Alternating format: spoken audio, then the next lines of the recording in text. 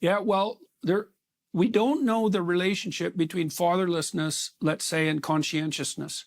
And that's a study that should clearly be done. But we do know probably more accurately than we know anything else in the developmental psychological literature that fatherlessness is a catastrophe. Fatherless kids do abysmally. Well, here's an example, Matt. This is so striking. Everyone listening should take this with a tremendous amount of seriousness. Fatherless girls undergo puberty on average more than 1 year earlier. Now, that's a walloping biological effect, and an early one.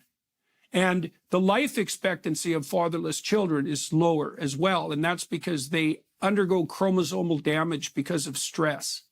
So right at the biological level, there are massive consequences of fatherlessness. And probably, having a father is an example of your father, if he sticks around, provides an example of long-term, other-focused commitment across all the ups and downs of life, right? If you have a father who hangs in there, if your parents are honest, you see them contending with each other, wrestling with each other, fighting with each other as they try to sort out the complex problems of life. There's lots of tragedies that a married couple goes through, lots of difficulties. And the example of committed monogamy shows people that it's possible to make a voluntary bond, a contract or a covenant that extends across decades, regardless of the difficulties that life throws your way. And you commented on the accelerating rates of fatherlessness in the Black community, and that is a complete bloody catastrophe. And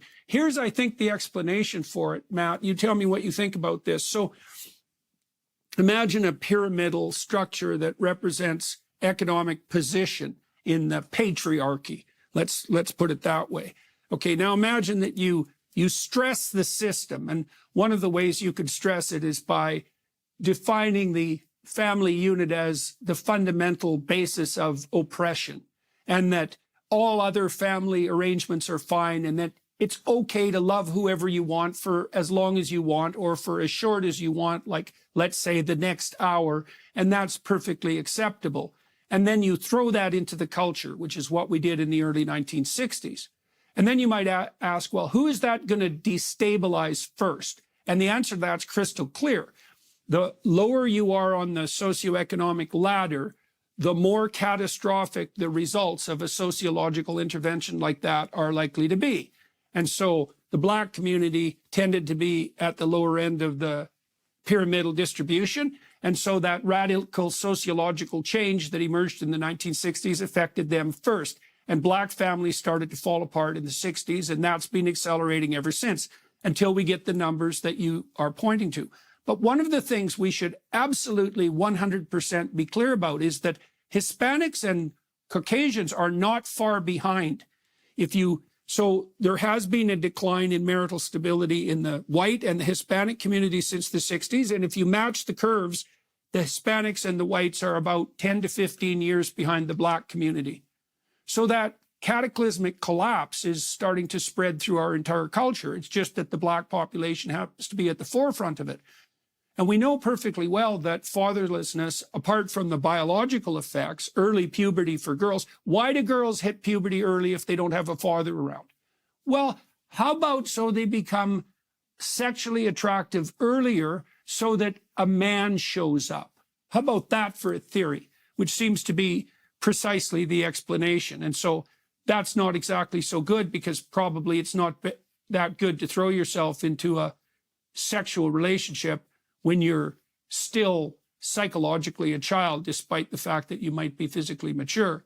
So that's quite the catastrophe. And fatherless boys are much more likely to be in prison. They're much more likely to drop out of school. They're much less likely to attain gainful employment. They're much less likely to be reliable marital partners. And so it's a cascading effect. It's a complete bloody catastrophe. And even the conservatives have been stupid about this. I talked to a conservative leader the other day, and I asked him about families, and he said, well, as long as two people love each other. And I think, no, I don't think so. Not just as long as two people love each other. Love each other, what does that mean, love? without commitment? You mean, does it mean love for tonight? Does it mean sexual desire? Or does it mean that you're going to commit to someone for decades, for better or for worse? Like, what does love exactly mean here? And then, you know, is there a model for love other than monogamous, child-centered, long-term committed family? It's like, well, can 3 people be a family? How about 5? How about 7 swapping sexual partners? How about a man and a man? That's not a model that's going to duplicate well across society, because 2 men have a very difficult time reproducing, in case anyone hasn't noticed.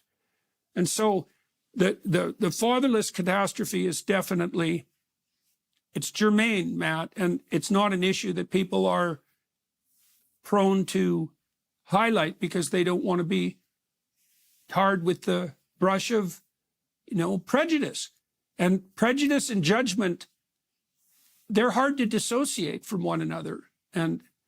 But I can't see any other model for long-term viability of children than stable, committed, long-term, child-centered, heterosexual, monogamous couples. And people can go to hell in a handbasket, as far as I'm concerned, whatever way they want. But we're bloody fools if we think there's any ideal at the center of a culture that can replace that.